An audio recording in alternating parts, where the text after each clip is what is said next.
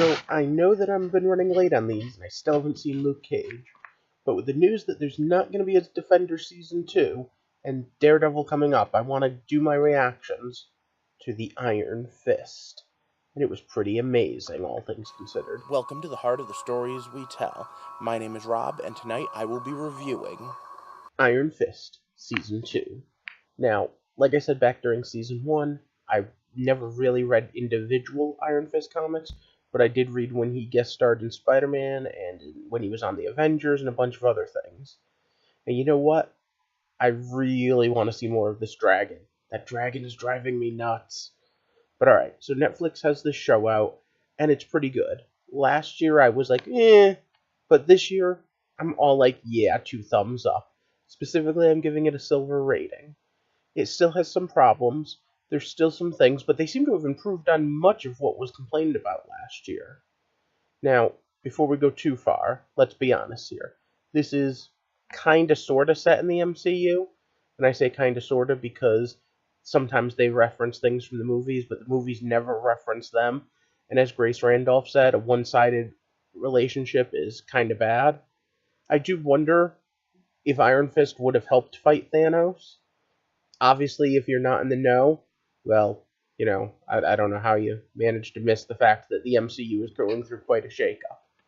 And like I said, Defenders 2 isn't happening. But okay, what do I do here is I review stories like this. I come up with concepts of storytelling and ideas on how and why we tell stories, and then I tell them to you. In general, I have to say that the Netflix Marvel shows are pretty good, and if that interests you, click subscribe. Now this time I'm throwing up this trigger warning, because there's a little bit of PTSD dealing with here. Not like the Defenders aren't totally adult tropes anyway. But, based on how everything ended and how everything went down, I'm really liking this version of Netflix. This felt more like Daredevil Season 1, or Daredevil Season 2 even, than it did Iron Fist. Although, to be honest, the supporting cast members got a lot more love than the main character. And I'm okay with that, considering that Colleen was my favorite standalone character last time. But for now, let's throw this up there and get started. So once again, it's stop. Spoiler time. So the shadow of Kung Lao is still hanging high, even though we have not seen the other immortal weapons, nor any of the cities of heaven directly. Indirectly we have. I guess we were in a building in Kung Lao for some flashbacks. But this season could easily have been Davos, Season 1, or more importantly, what I asked for last year, Daughters of the Dragon. I mean, come on, these guys were awesome, and they even said, Knight and Wing make a pretty good team, sounds pretty cool.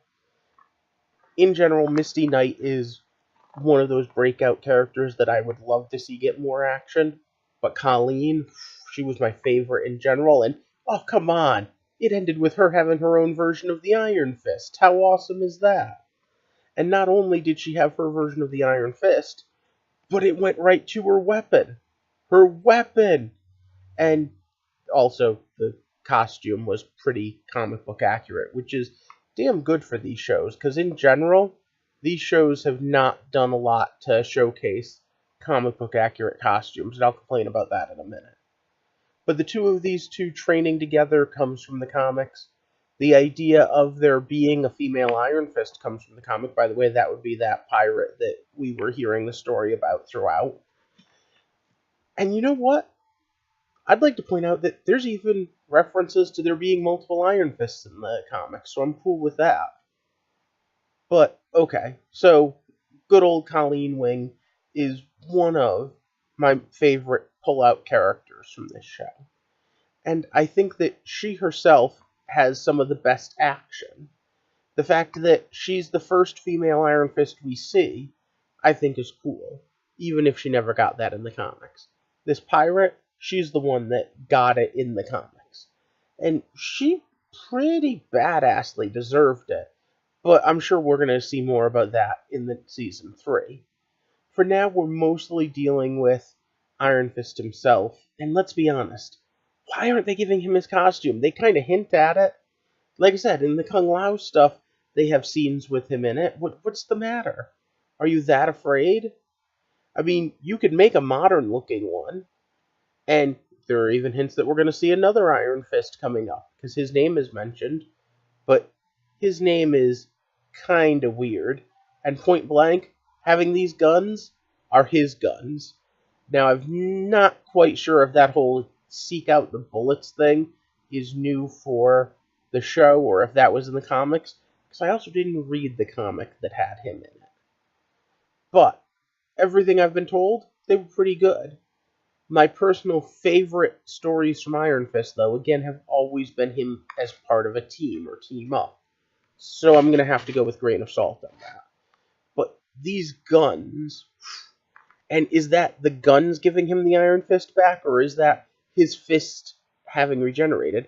To be honest, I spent a lot of time this season hoping for two things. One, rename him the Immortal Iron Knee, and two, to see him just develop, hey, you can't take the dragon from me. The dragon is part of my chi, and I get it back.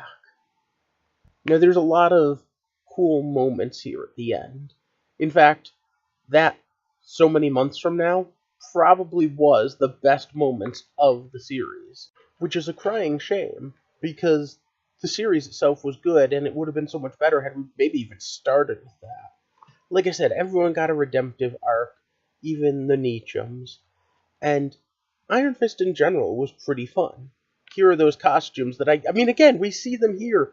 We even see Davos walk around with that mask in modern times. Why couldn't we just have the Iron Fist mask, if nothing else?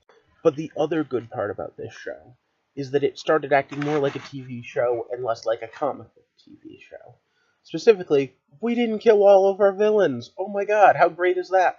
They can come back and guest star next season or the season after.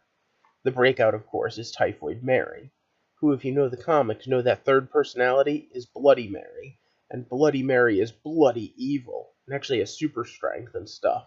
Someone that could truly be on par with the Iron Fist. I am curious why they went the way they did and made it realistic multiple personalities instead of comic booky, but I'm fine with that too. Just throw him in this costume and I would love this series. Overall, I gave it a silver and I liked it, but I'm curious what you thought.